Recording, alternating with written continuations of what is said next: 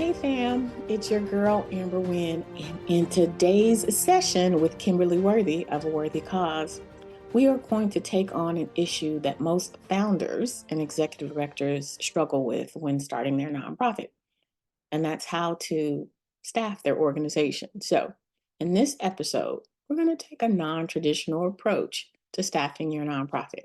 Come on, join us inside.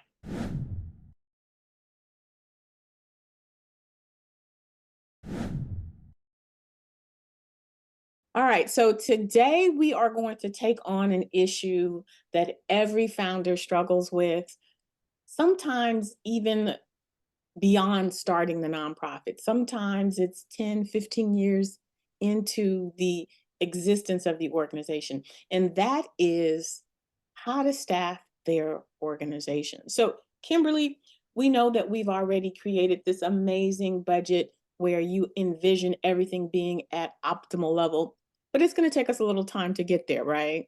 Yes. When you think about how you're going to deliver your programs, what comes to mind for you? Who's gonna be doing the programs?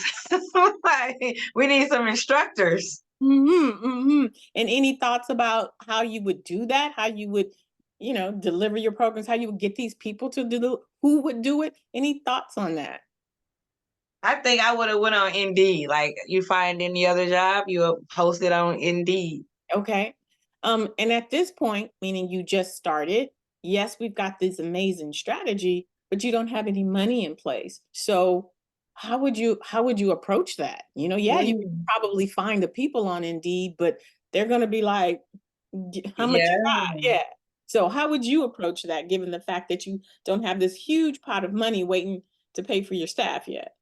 Well, there's other ways they can get paid, so try to be creative and think about experience. Do you need experience? Like, what you're really trying to do in life? Can I give you a free shirt?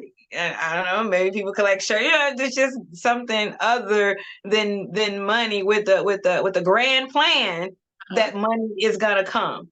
Okay. Okay. So how would you even have that conversation with people, real people? Hmm. It's a good question. I mean, I, that's I mean, I have a good plan. I got a budget. I know how much money I need, okay. and I know that I can't pay you, Hmm. but it's a really good cause. Okay. Maybe I'll just be persuasive. So let me flip the script. This is my organization, and you're the person that I want to deliver my programs. And I say to you, Kimberly, I have a very worthy cause, and it's going to transform communities. Would you be willing to come out every week for 1 to 2 hours and deliver this program for no money? Well, if you say it like that, maybe if you were more excited about it, But yeah, I get what that looks like. Okay. Okay. So, Well, maybe okay. I will kind of play on something that they already know about, something that they already do, something that they're excited about, and be like, "Hey, would you like to teach? Would you like to show some other people what you know Hmm. Hmm. Hmm. for a shirt?" You in that damn shirt.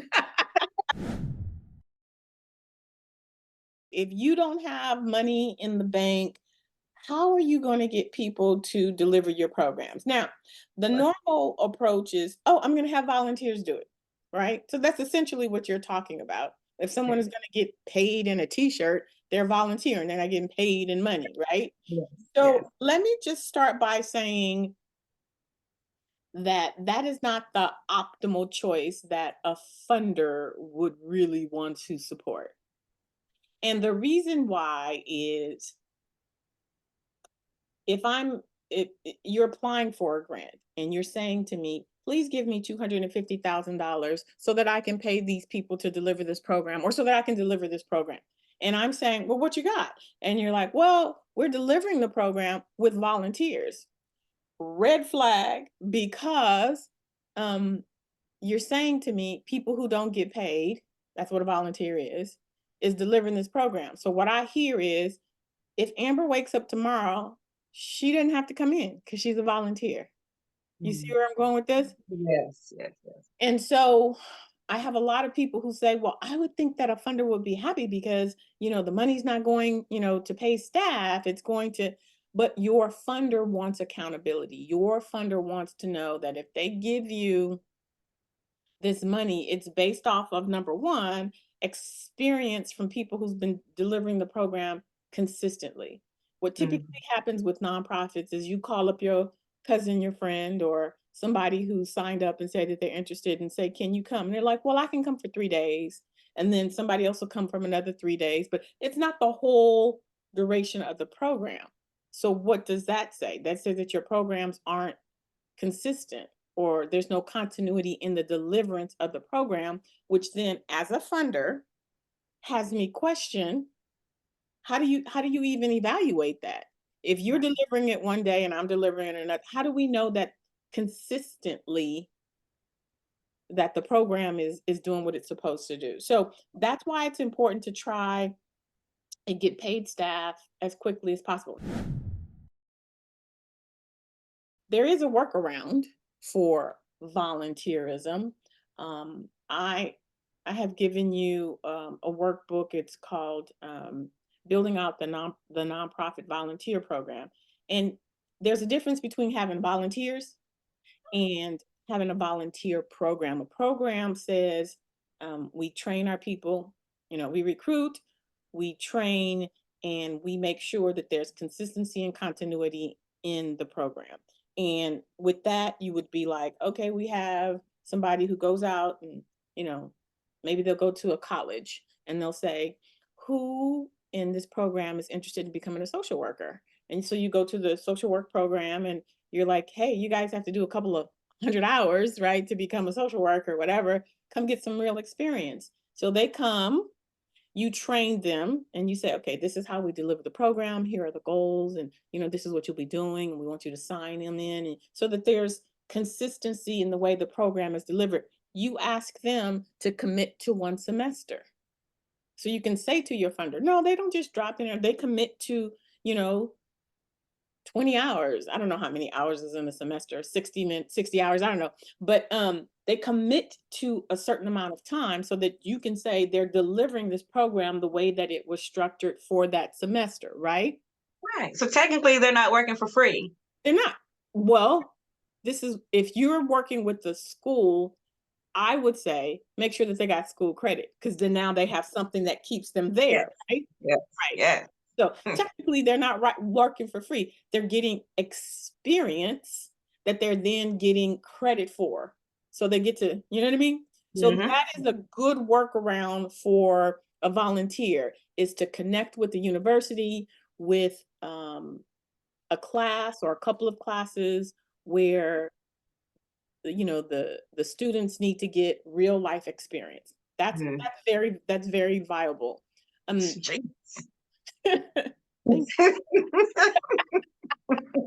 The other thing you want to do is, people do want to volunteer and people do have experience and people can contribute. The bottom line is making sure that it's not just a drop in or you're just having warm bodies there. You want to be able to say to your funder that all of your volunteers, number one, are screened.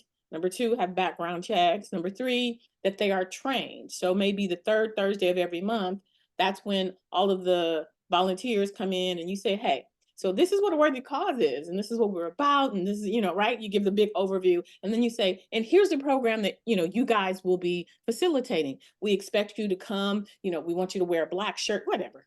Maybe you give them a shirt to wear, right? Here's what I would say in terms of staffing your nonprofit. Most people, they get a budget and they're like, okay, I need to raise some money because I need to hire staff. Now, on your staff, you have an executive director, an administrative assistant, a program manager, a program coordinator, facilitators, and tutors. Did I miss anybody? No, that's everybody. All right. So my first question, and this is huge, I want everybody to understand this. In the nonprofit sector, titles have meaning. We already talked about that when we talked about not being able to be the president and the CEO. Remember Right. that? Okay. It also has meaning when you hire your staff. There's this thing from the Employment Development Department called classification. Yeah. And if you misclassify your people, you can get fined. In California, for every time that there's a misclassification, it's potentially a $15,000 fine. So let's just say you hire somebody and you give them the title of coordinator, which is here, and you have them doing managerial work. Well, if they went and filed at EDD and they're like, well, what did you do? You're like, well, I, did a lot of management stuff. And, they're like, well, were you exempt? You're like, yeah, I was exempt. I wasn't hourly or whatever. And they're like, okay, but you made decisions for the organization. Yes, then you should have been a higher level. That's misclassification, and they'll fine you, right? So Right. some people will give people a higher title and make them exempt because they don't want to pay them hourly because they'll get overtime. And they don't want to pay that overtime. So they'll just give them that title. But you can get in trouble for that, because if they are getting paid this salary or wages and they're doing this work, that's misclassification. But the flip side also exists, right? Let's just say you have a program manager, but you have no program coordinators. Right.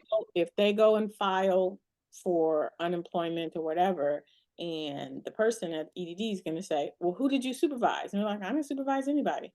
Wait a minute, but you're a manager. A manager has to manage. But Right. yeah, you're laughing, but a lot of people, because in the nonprofit sector, they know that they can't pay people their value, so they want to give them a title. They're a program manager, they're a program director. Well, who are they directing? Right. Who are they managing? So it's just important to understand that when you're coming up with these titles, don't go for, and another reason, especially when you start out, if you say, oh, he's our program director, you got to pay him program director's salary. You can't be saying program director paying minimum wage. Right. Got a Right? program director. That's a definitely misclassification. And Yeah. if you start out, guess what? You're going to bust your budget.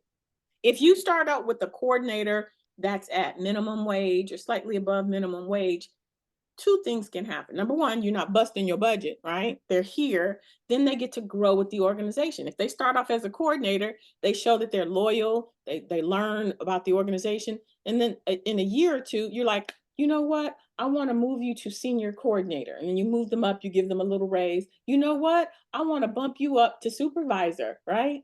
And they're like, Right. really? And then you bump, so you can move them up slowly.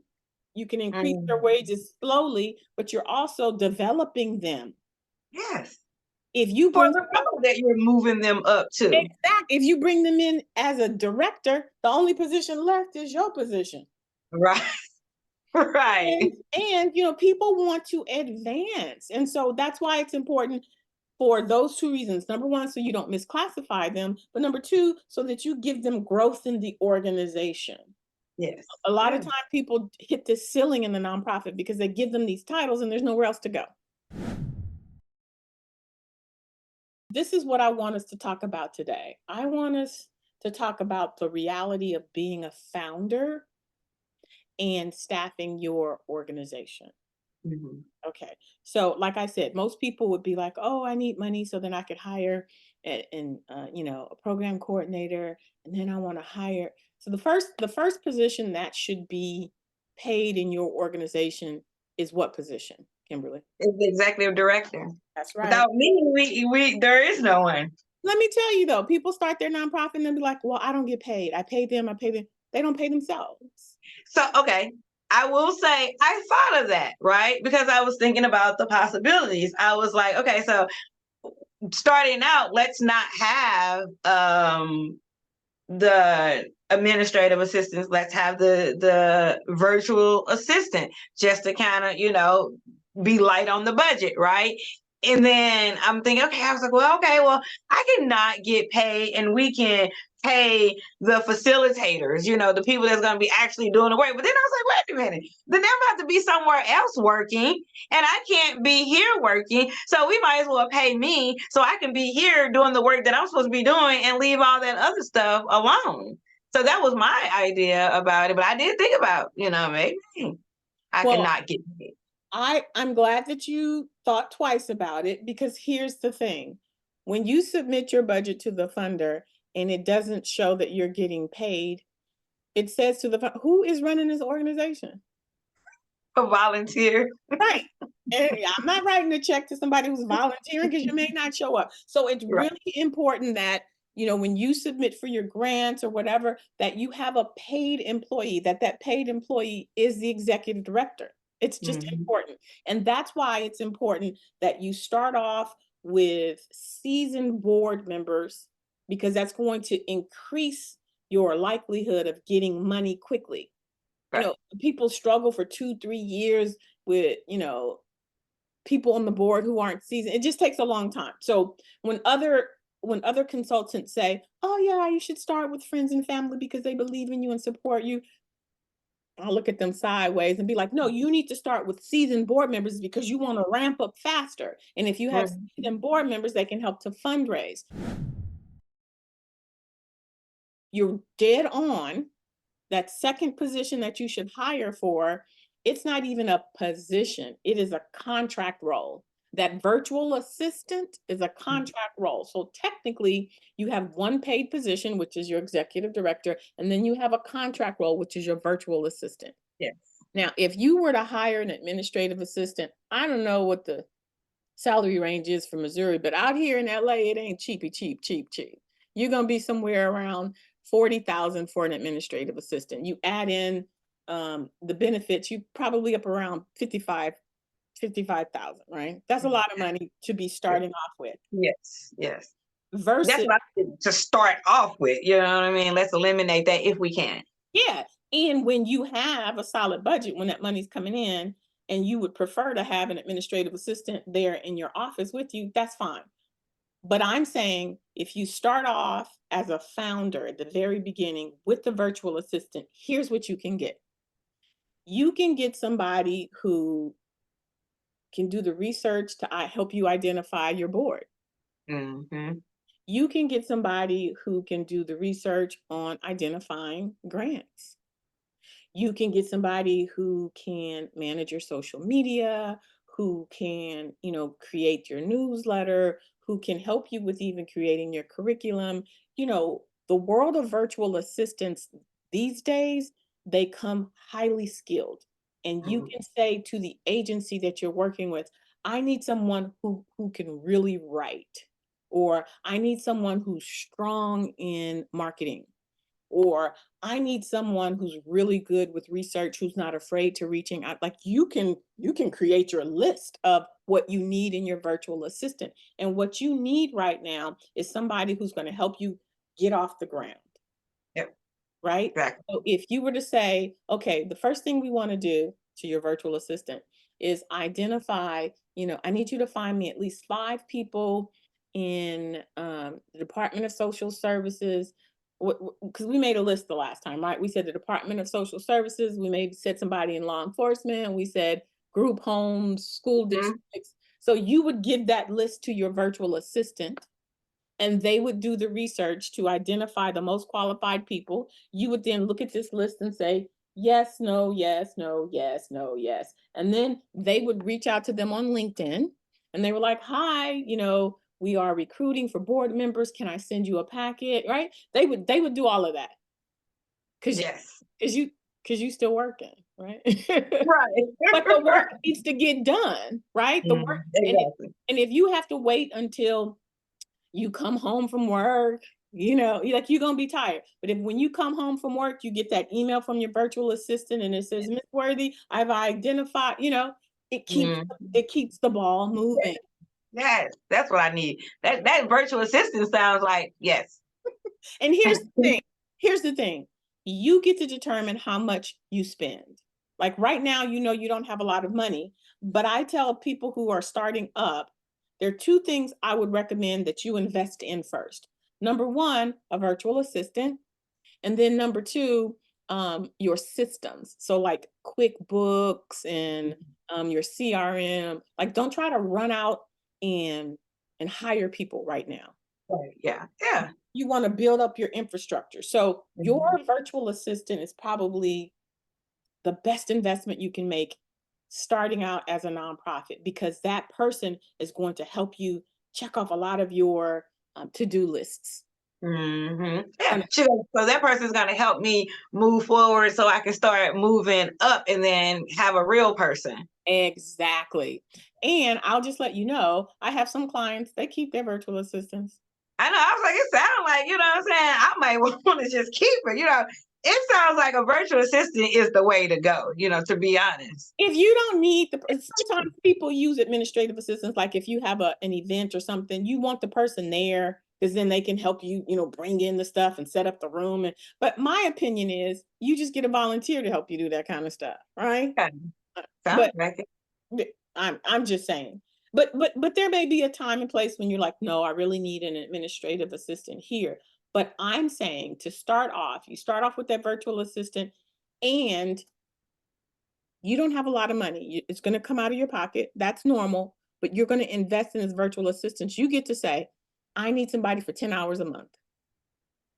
You Hmm. get to plan that out. And you say, okay, how many hours do you think it'll take you to research and identify? And they'll usually be able to tell you, and you can tell them, okay, you do a good job. I want to continue, but right now I need to, I need you to do the research for this. I need you to do the research for that. I need you to send the packets, follow up, or whatever. But you get to determine if they're $25 an hour, it's $250 a month, 10 hours a month. Like, come on now. You can't get that with a regular administrative assistant. Exactly. Not Right. one is going to be any good anyway. But you get all of that work done. And with the virtual assistant, it's project based. Mhm. That's what I like. It's when you hire an administrative assistant, they're just like your administrative assistant and they're like there. But when you hire a VA, you get to say, here are the 4 projects that I need to get done in the next 4 months. You know what I mean? Yes. Yes. I So, love that and structure. even when you're like ready, let's just say she helps you or he helps you to identify these board members. They help you set up the coffee that you're going to have with them, talk about them. They send out that board invitation that you've already created. The people say yes. They send out the contract. They schedule, the board orientation where you bring in all the board members, and they do all of that, right? Yes. They do it all. And then, your board starts to bring in money, right? Mhm. All of that is done, and you're like, you're settled. You're settled. You can keep them on to do other things, like, especially if you're working with an agency, Kimberly, you can say, she's been great. I really need a marketing person for the next 3 months. Okay. Right, because they have a whole cadre of virtual assistants there. That's why I prefer to work with an agency that has a lot of virtual assistants, because you don't have to hire somebody, fire somebody. You just switch out. You just say, right now I need somebody to help me build out my website. I have what needs to be written for my organizational profile, but I'm not a coder. I don't know. So you would get a virtual assistant from that agency to build out your website. Right. Right. If you can find a reputable VA agency that has a variety of virtual assistants, why wouldn't you? Because it's all in Mhm. one shop. Your contract is with the agency. It's Right. not with the VA. If you don't like the Mhm. VA, if you like, you know what, this person is not responsive enough, I need somebody. They'll be like, no problem, ma'am, and they switch that one out and switch you in with another one. Yes, easy breezy. That's Right. how I like it. As opposed to you sit there, you put on your job description on Indeed, you set up you hire them, and then 2 weeks later, she's just like, yeah, yeah. And you're like, what are you doing? Oh, I'm on brag. Yeah. Mhm. You have to Right. fire them, and then you got to start all over. No, with an agency, you can switch them in, switch them out if it's not a good fit, because different personalities, different styles, whatever. But I think having the mindset that your goal right now in terms of staffing your nonprofit is not to take this traditional route. Right. That's where people get, you know, get stuck. Your goal should be, how can I build out my nonprofit in the most effective and efficient way? Mm-hmm. Right? And when we say effective, like the work's getting done at a high level, Right. efficient is that it's cost effective, right? Right. So if you're going to put your money into something, first people say, well, I need a building. You don't.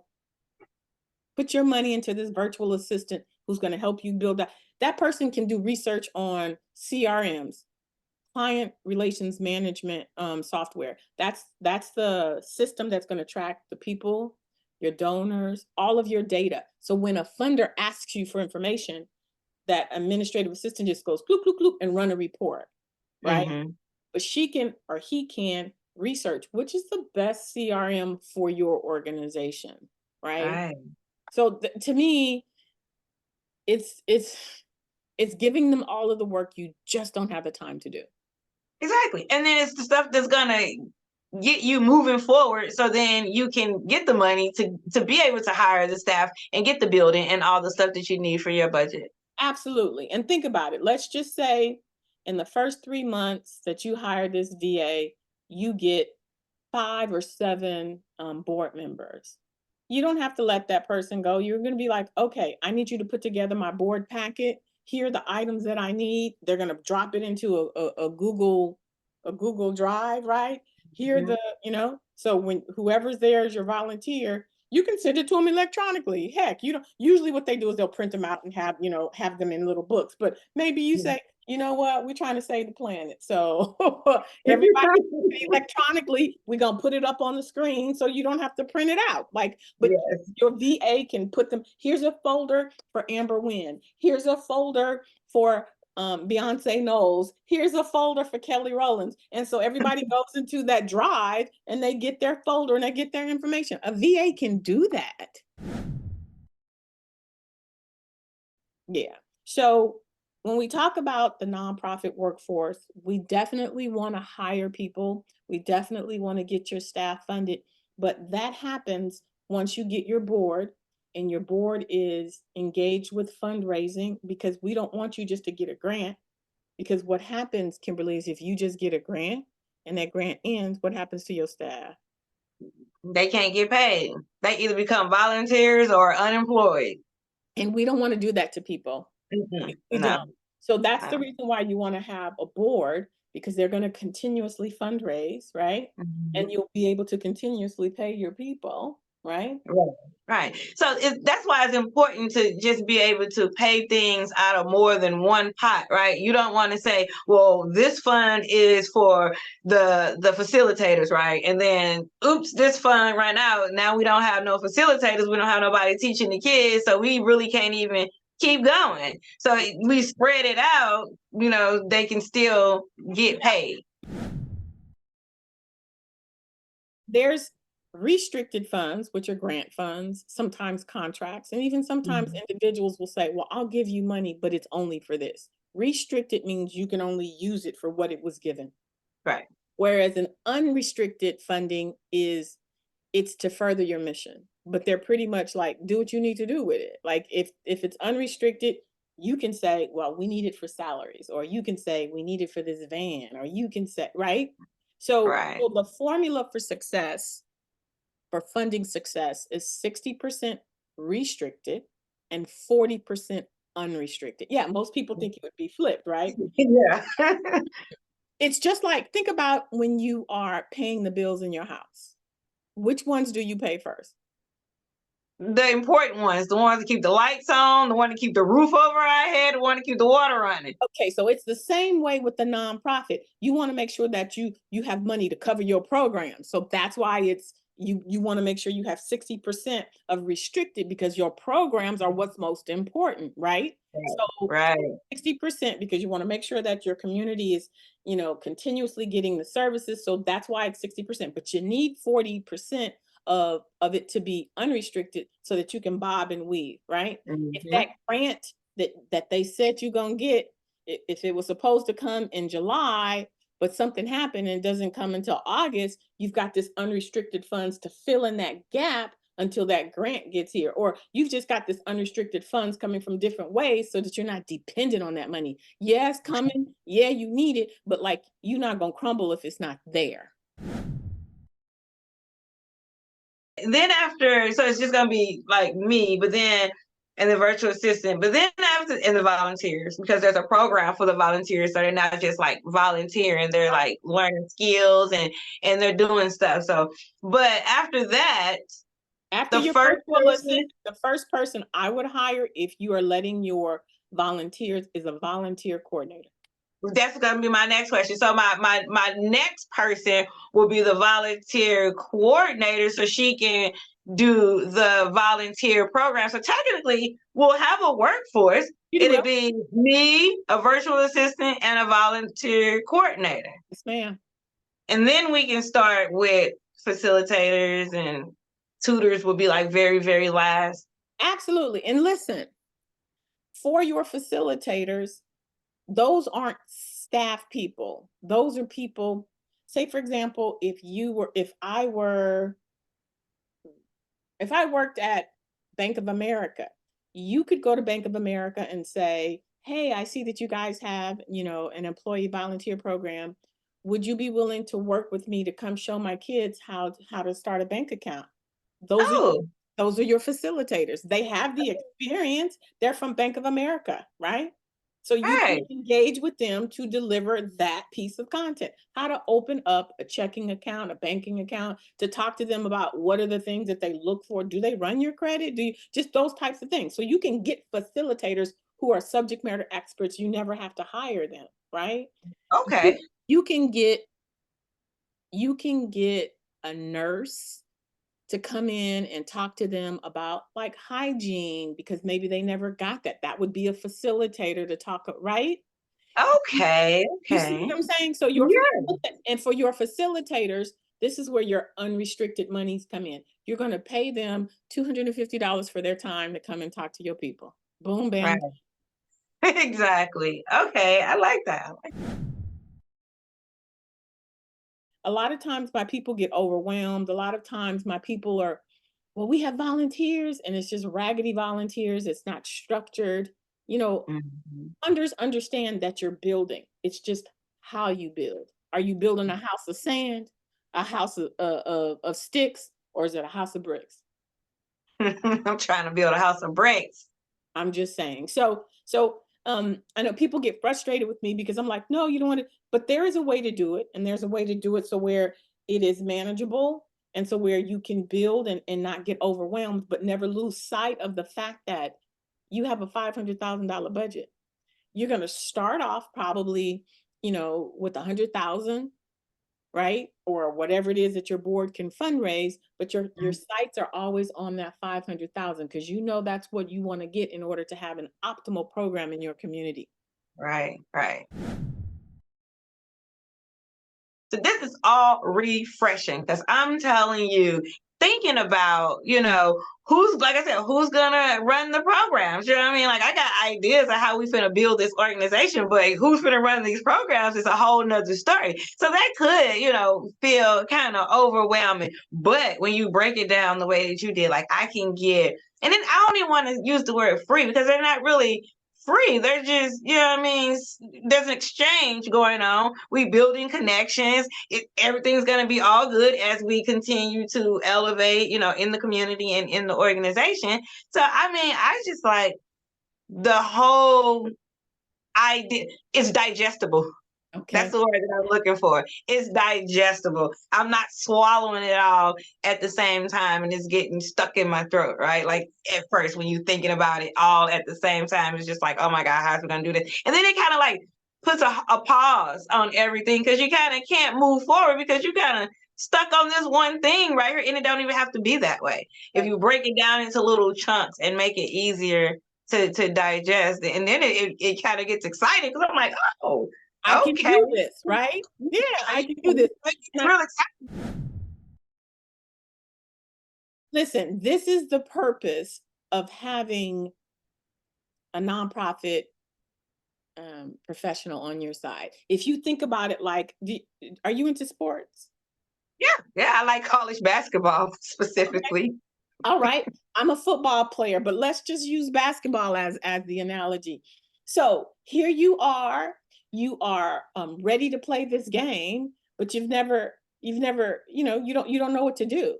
Your coach is the person who shows you the plays. It's like, okay, they know the opponent. They've been watching the film, and so they know Right. what that center is going to do. They know what that forward is going to do. So they say, okay, Kimberly, I need you to go out here. I want you to stay at the top of the key. I want you to block, and then I want you to pass it to so and so. So and so, they're not going to expect you because you only 6'3", right? So you shoot it, right? So that's what the coach is there to do. You have the skill, you have the talent, but without the strategy, you just running up and down the court. Exactly. Exactly. You just running up and down the court. Unproductive. Ain't making not one goal, no impact on anything. Right? Now, what most people do is they put on their uniforms, right? And then they go to the offensive coach and they're like, Coach, when the coach is like, all right, I need you to shoot. I need you to shoot. I need you to shoot. But that offensive coach only knows the offense, right? So that's if you went to a grant writer and you said, I need a grant. I need a grant. So they write this grant, but that grant is just for that one little bitty time. It's not for you to fund your organization. Your coach's responsibility is for you to win the championship. That offensive coach is just for you right there in that middle in that play. So it's just important. And I'm saying this to you, Kimberly, because you really represent what a nonprofit founder's journey is, right? And in the beginning, you get your 501c3, you don't know. So you think, I just need a grant. You don't. You need a coach. You Yeah. don't need that offense. You don't need that offensive coach right now. Listen, once I explain to you the game and you understand and you're like, oh, okay, you start to look at your offense and your defense, and then you look at the opponent and you're like, I get it. But the coach Right. has to explain that to you, right? And you're like, Mhm. why am I doing all of these cherry pickers, right? Why am I doing all of these cherry pickers when you guys are in practice? You run up and down the court when you touch the line. Remember those? Yeah. It is to build up your endurance because you're running up and down the court during the game, but you don't see that, right? When I say to you, build out your organization profile, when I say to you, build out your budget, you don't understand. But when it's time to submit, when it's time to, right, you have all of those things and you're ready to go, but you don't know that. Once you've got your programs written out and if you work through the kinks, then it's time for you to get your grant writer. But if you got Yeah. your grant writer right now, what they're gonna write for? You haven't even tried the program. Do you see what I'm saying? Exactly. No data, no nothing. Like, Hey, basically, they just gonna take your money. yeah. And not say nothing. Just do it. So I'm just trying to put out an analogy out there so that you can really process it, because people are like, oh, are you hating on no, as a matter of fact, I believe that what I do makes what other nonprofit consultants do even more effective, because by the time you get to them, you're ready for them. Mhm. Facts. So I've been a grant writer, I do trainings for board, all of that. If you have no infrastructure, basically there's nothing to do. Yeah, exactly. I mean, I feel like the infrastructure is everything. It's the make or break, right? And if it ain't together, then you might as well stay at work because it's not gonna work. And that's why nonprofits struggle, because they don't have infrastructure. They don't understand that without that infrastructure, the organization doesn't work. It is a Mhm. business. And without that infrastructure, it's like, well, what do you have? You have no substance, You're making it up as you go along. basically. And so we've talked a little bit about how to build out the nonprofit workforce when you have no money, little money, and to set your vision for when you have the optimal amount. Right. Right now, the first person you want to hire is the executive director. The second person that you want to hire is your contract virtual assistant. And then Yeah. the third person actually on payroll is going to be what? You're Volunteer. a volunteer coordinator. Right. And then after that, just based off of your fund development plan, you guys get to decide who's going to be next. Can I show you just a visual really quickly? Yes. We talked a little bit about this, but I want to have a visual of, so when a funder asks you for an organization chart, they want to see if you understand. A funder wants to see what your organization looks like, and they want to understand if you understand how your organization is supposed to run. Let me show you. So remember, I told you before, you don't want to have a program manager if there are no coordinators. Right. So people will come in and say, oh yeah, she's a program director, but they don't have any of these last two rows. Who are they directing? Exactly. Right. In order to have a title, think of it going up. So when you first start out, that person that you're going to hire is going to be the program coordinator. Remember, we said we moved them up. They'll be the senior program coordinator. They be the supervisor, and then they move up to this volunteer program manager title. Right. Now, you grow so much that you have a volunteer program manager. You have a program manager who's responsible for your programs. So this would be your money, your funny money, your the other one. Community connection and life the game. Right. So you'll have those, you'll have coordinator, you'll have a program manager who's over your actual programs, right? Ooh, yeah. Then you may even have another program manager, but all you need are two managers in order for you to have a director. So let's just say you got your volunteer program manager, and then you have your program manager. After that, you're like, okay, I need a programs director. And then that director reports up to you. So when you have your monthly meetings with your director says, oh, this is what's going on in the programs, or this is what's going on in the volunteers, right? Right. Because you're out in the community building out, relationships, getting money, right? But your program director is managing all of your programs.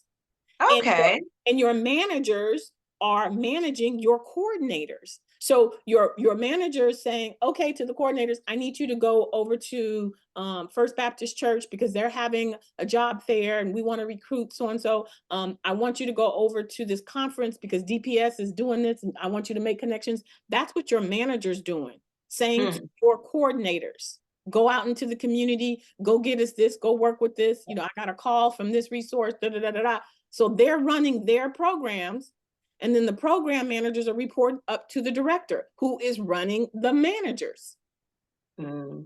Everything builds up. So when a funder asks you for their organization chart, they're trying to see if you have structure. Now, there's some people who are going to say, oh, this is a hierarchical structure and it doesn't work. Yes, all of that. But the reality is you can see the flow. And when we talk about classification, you can see that two program coordinators justify a program manager, and that two program managers justify a director, and that director reports up to the executive director, who then reports up to the board of directors. Right. Is it clear for you? That is very clear and easy. And you don't need an administrative assistant. And so technically you have some people running around the office that needs to keep things flowing right. If they have to make sure that, the water person's going to come, they have to sign off for that. Yeah. Make sure the paper's going to be delivered, right? Like all of that. If you don't have that, then your virtual assistant works perfectly fine with managing all of the projects that you're putting together to build out this infrastructure. Yes. Okay. I'm a visual learner, so I just wanted to share with you that visual so that you could understand what it is that a funder's looking at when they ask you for organization chart, and what it is you should be thinking about when you're building out your nonprofit workforce. Right. Any questions? No, I think that has been very thoroughly explained. Very eye-opening, I tell you. Yeah. And I like the way you said it. You're not choking on something because it's too hard to swallow. We broke it down into small bite-sized chunks so that it can be digestible. And that's the purpose of my course, is not to just, it's to take away that overwhelm and to help you understand every element of running a nonprofit so that it's manageable. You call it digestible, and I say it's manageable, making nonprofit management manageable. Very. Yeah, and then if you understanding the whys behind what you're doing, it Uh-huh. just makes everything all that more important. Like it all just flows together. You're like, oh, okay, if you get it, then there's no reason why you can't grasp it and move from it. And when they say knowledge is power, that's what that is. Yeah. You don't unlearn what I just shared with you. Now you say, "Oh, okay, when I hire this other position, when I think about this other program, I know that it should be a coordinator." Hmm. You now know, you have that knowledge. A lot Right. of technical assistance training, they tell you the what, but they don't tell you the why. And without the why, you can't make wise decisions because it's not from a place of power. It's very Mhm. surface. You can't connect it to stuff, right? All right, well, that's all we have for this session, unless you have some more questions for me. Nope, nope, nope. Because you explained everything really, really greatly. I understand what I'm doing now, and now I know what to focus on, what arenas that I need to focus on to get all the people that I need, the people for my board, the people for my workforce. Like I know where I need to go to grasp these people. That's right. And my virtual assistant, I think that was a referral on one of those videos or something. So I don't even know where to go to get a virtual assistant. Like when I tell So you, I got everything for you. I was just telling somebody that yesterday. I was like, I have literally everything. All I have to do is just do it. You know what I mean? Like if I don't do it, that's the only way that I can say that I didn't know. Because I didn't open it up, I didn't read it, I didn't try to do the work. But I have literally everything. If I think of it, oh, what type of people do I want for my board? Oh, there's a paper for that. What type of people do I need to hire? There's a paper for that. Like, what? What I do have I many. look? What do I write? There's a paper for that. Like, What question? What do I ask? There's a paper for that. Like when I tell you, literally, whatever I can think of that I may need or what question I may have, there's a paper for that. So mm, like when I'm like, I don't have no questions, that's because you already made a paper and a template for that. thank you. Thank you. Thank you.